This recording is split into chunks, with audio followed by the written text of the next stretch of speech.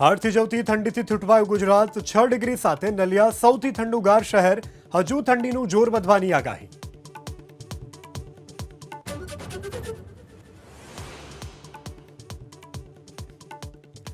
સુરતમાં નકલીની બોલબાલા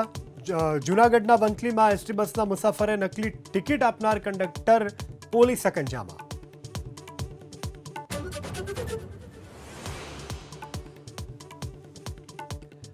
ધોરણ 12 સામાન્ય પ્રવાહની બોર્ડની પરીક્ષાના કાર્યક્રમમાં ફેરફાર હોળી ધૂળેટીની રજાને કારણે 13 માર્ચે પૂર્ણ થતી બોર્ડની પરીક્ષા હવે 17 માર્ચે પૂર્ણ થશે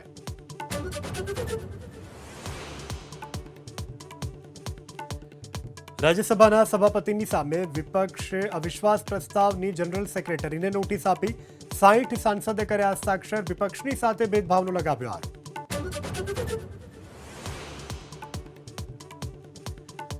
ગુજરાત સરકારના નેતાઓને આરએસએસનું તેડું અમદાવાદમાં સંઘ સાથેની ભગીની સંસ્થાના આગેવાનો સાથે સરકારના મંત્રીઓની સંકલન બેઠક